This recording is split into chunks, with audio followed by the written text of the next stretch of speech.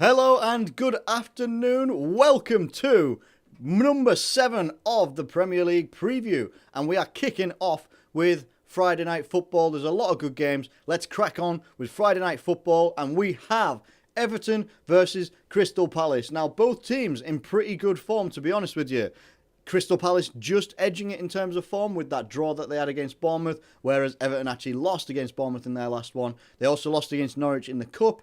And Crystal Palace lost in the Cup as well. But until then, both teams were doing pretty damn well. Everton kicked off things in their Cup run, 4-0 against Yeovil, got a 1-0 against Stoke, which was an important result as well, seeing obviously where Stoke are now. Sunderland, 3-0, routine victory for them.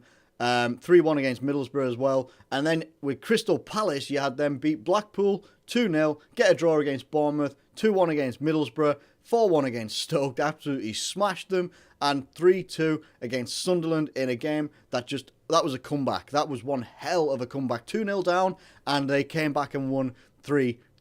Now, Benteke is making quite a bit of a difference for Crystal Palace, as I thought he would during my transfer videos and stuff like that in the summer. He is such an ever-presence that you can have in the box, and he's such a danger if he gets the right delivery. They are becoming quite a good little attacking force in Crystal Palace. Yes, they aren't necessarily scoring massive amount of goals, but to do it against Stoke and to get a good amount of goals against Sunderland as well, that's pretty good going for them. And things are looking on the up for Crystal Palace.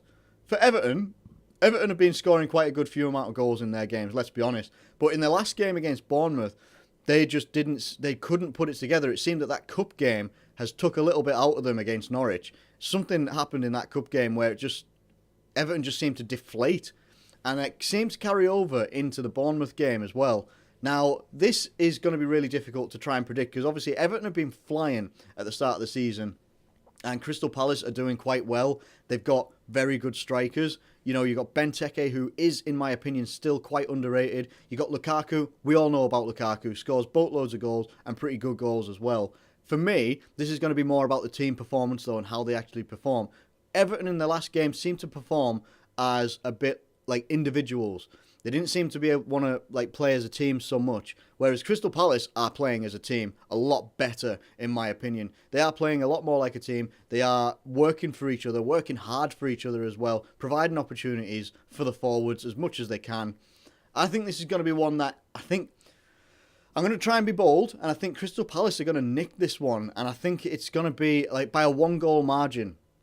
So I'm going to go for a 1-0 victory for Crystal Palace. I just think that they're going to have a little bit more. They might not have the quality that Everton have in the team, but they've got a lot more team spirit, I think. And I just think that Crystal Palace are going to get this one as a 1-0 victory. Coming up next, we have Hull versus Chelsea, where you see two teams that actually, don't have the most different form. So apart from, I think, Chelsea have got one more victory than Hull, but other than that, they're coming in pretty similar form. Hull obviously have in the Premier League they've been beaten pretty badly. Let's be honest, and I'm trying not to gloat. Obviously, in that obviously their last visit was to Liverpool, and they got beat 5-1. They also faced Arsenal and they got beat 4-1 as well. There, they had some close losses, such like Man United as well. Picked up a good victory over Stoke in the Cup and knocked Stoke out. Chelsea, on the other hand, have been beaten 3-0 by Arsenal, and they will be fucking hating that. They got beat by us. They'll be hating that as well. But they've got victories over Burnley and Bristol in the Cup.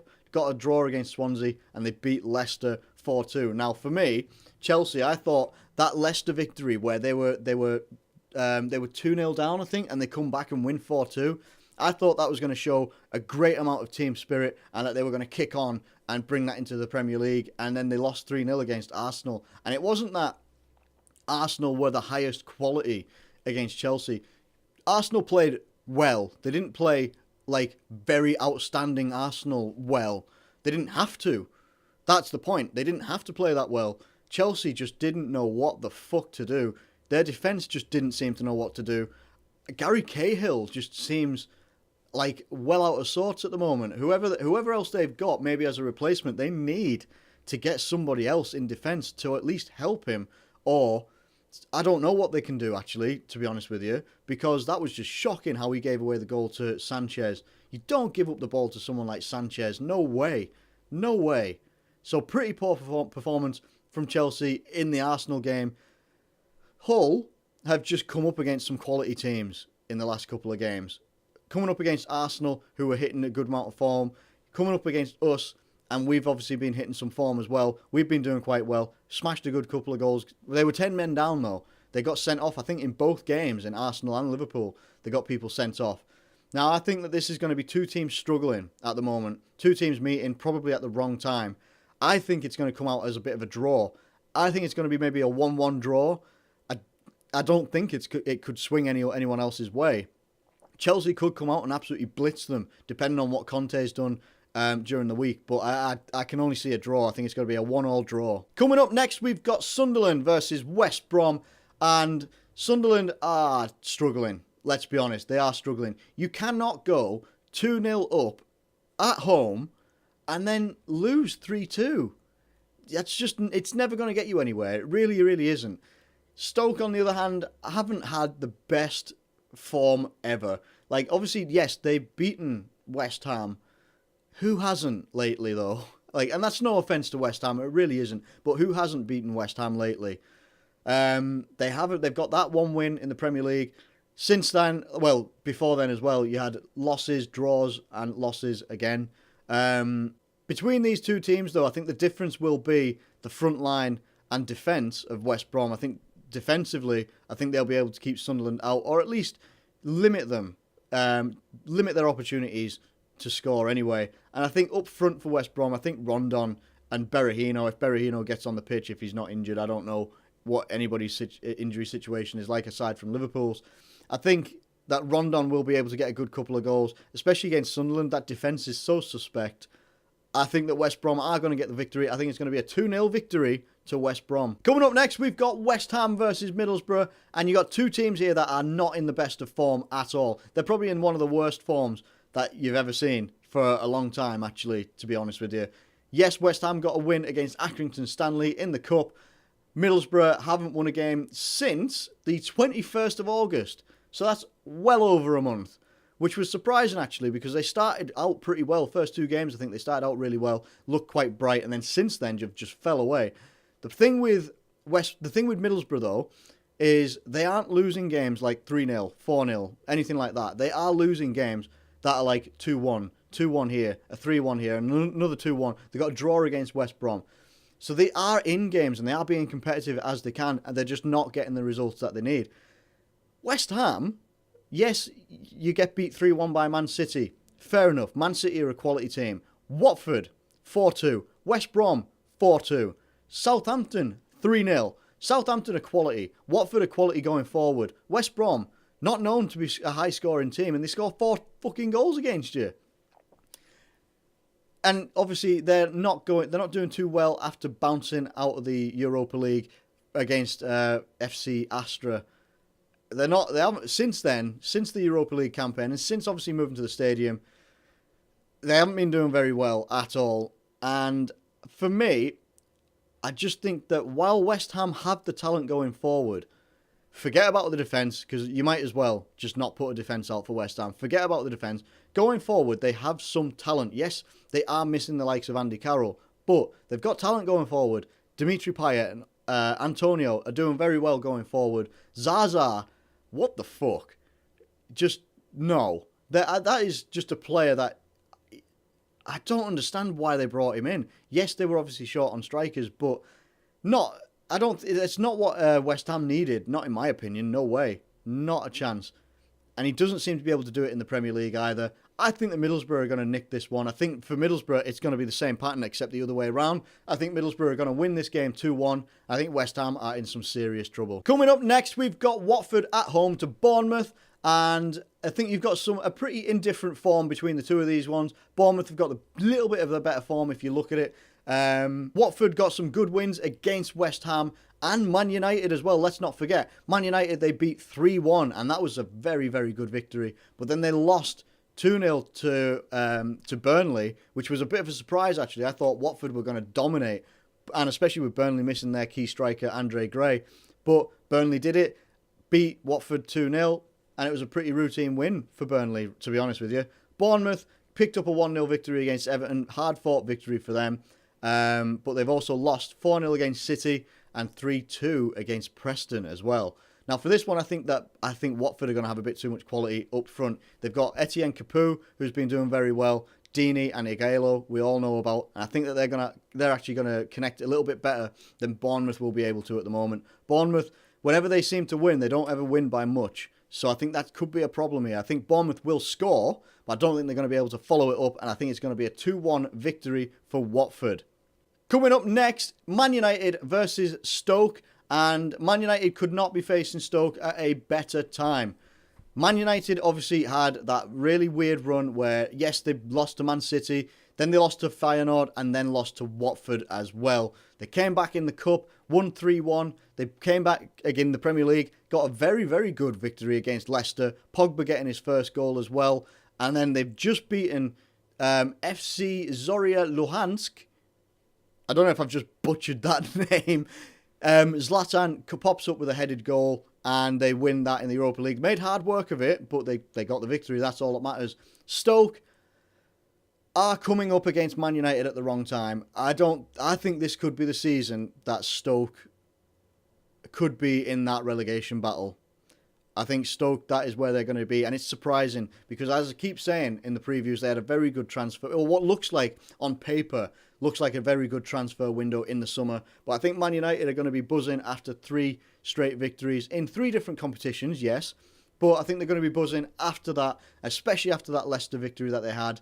I think that they're going to be very confident. I think Man United are going to come out of this as 3-1 victors. Coming up next is my game of the weekend. Tottenham versus Man City. And both teams are coming in bang on form, basically. Yes, you've got that loss that Tottenham had against Monaco. But since then, 1-0 against Sunderland, 5-0 against Gillingham, 2-1 against Middlesbrough, and they got a victory against CSK Moscow. Man City, on the other hand, have been putting goals past teams like nobody's business.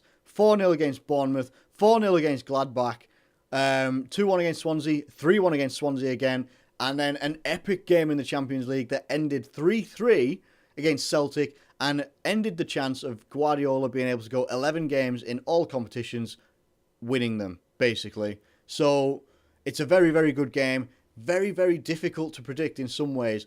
And it's going to be quite interesting as well to see how Tottenham line up. Because obviously Tottenham are going to be missing Harry Kane. So I assume that the likes of Janssen and Son are going to be lining up probably maybe a little bit more forward than Son would normally be in the team if Harry Kane was in there. Man City will obviously, will have Aguero back. They've got the likes of Iheanacho. They've got so much quality. The only person they're going to be missing is Kevin De Bruyne through injury, and obviously Vincent Kompany as well. Other than that, this is going to be one hell of a game, I think. I think this is going to be back and forth. I don't think one team is going to dominate more than another. 2 managers that like to attack but like to have the ball. It's going to be so interesting to see all the different battles all over the pitch. You got the forwards against that solidity that has happened so far. Well, I say solidity. They conceded 3 goals against Celtic. So that's got to give Tottenham a pretty good benchmark of what they could do if they can link up their play, get snappy plays, nice passing, providing the forwards with as much service as possible. I think this could be a very good game for Tottenham. It's very hard to predict. It really is hard to predict. I think if I'm going to sit on the fence, I think it'd be a 2-2 draw. But I don't like sitting on the fence if I don't have to, if I really can't predict. So what I'm going to go for, and I think with the form that they're coming in with, and it's a bit controversial, but I think that Tottenham are going to get this game, and I think it's going to be a 3-2 victory. Now, this could go either way. This is the thing. It could go either way. Man City have boatloads of quality, but Tottenham do as well. I just think that they're going to have it over City this time, and I think it's going to be a 3-2 victory for Tottenham. Coming up next, we've got Leicester versus Southampton. And Leicester had a bit of bad form in the Premier League recently, and the Cup as well. They obviously lost 4-1 against Man United and lost 4-2 against Chelsea.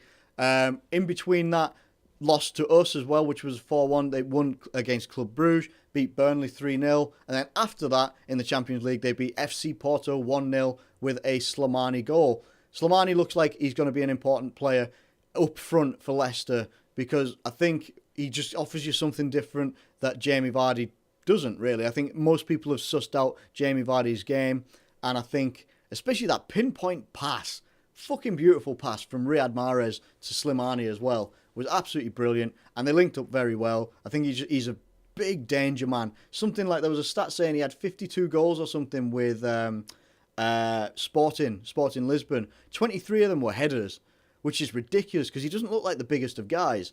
Southampton have got some very good form lately. They haven't conceded goals since they lost to Arsenal 2-1. They haven't conceded any goals.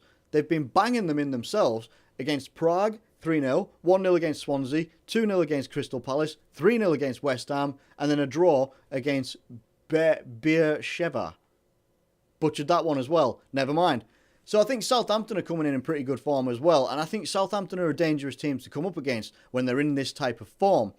Now, I think, obviously, Leicester are the champions. They've got quality. Southampton have got good quality and a good manager as well, and they seem to do very well every single year. They lost their manager, they bring in a quality one. They lose players, they bring in quality players. They lose Sadio Mane, they bring in Redmond. They seem to be able to replace everybody that they've got, which is unbelievable. After all the amount of seasons when people are like buying their players, mainly us, they seem to be able to replace everybody pretty damn well. And I think that Southampton are going to have the jump on this one, to be honest with you. I think Leicester will cause some problems, but I think Southampton will have this game pretty sussed out, and I think that Southampton will get a comfortable 2-1 victory. And finally, we've got Burnley versus Arsenal. Now, Arsenal are banging form right now. They haven't lost any games in their last 6 since they got a 2-1 against Southampton, drew against PSG, 4-1 against Hull, 4-0 against Forest, 3-0 against Chelsea, and then 2-0 against Basel. Burnley won against Watford last time out, 2-0. Lost to Leicester in the league, 3-0. Lost to Chelsea again in the Premier League, 3-0. Lost in the Cup to Accrington, and then they obviously beat us 2-0 at home. That's still there. I can't wait till that's not there on the form fucking table. But anyway, so on paper, especially on the form table as well, it looks pretty cut and dry that it's going to be Arsenal's game. And I think that will be the way it'll go. I think Arsenal are just showing something completely different. Instead of just shoving Sanchez up front on his own as a striker, dropping him in line with the wingers as well, like being like a false 9 sort of player, has done absolute wonders. He drops back a little bit, creates a little bit more, and he gets more opportunities on goal, and that is being absolutely fruitful. Theo Walcott looks like a different player in the last couple of games. I think that is where the differences are going to be, is that I think they've just got a lot more drive at the moment, a lot more inspiration and motivation from somewhere, and I think this is going to be Arsenal's game. I think Burnley could put up a fight, but Arsenal, I think, are going to take this game 2-0. And that is the end of my predictions for this weekend. We then go on the international break for 2 weeks. We're not back until the 15th of October in the Premier League, which is gutting, but that's just how it is. We will be back then. Let me know what you think of your thoughts of the predictions. How do you think this weekend's going to go? Who do you think is going to be player of the weekend? Let me know in the comments below. If you liked the video, please like the video. Subscribe if you're new around here. Thank you ever so much for watching, and I will catch you later.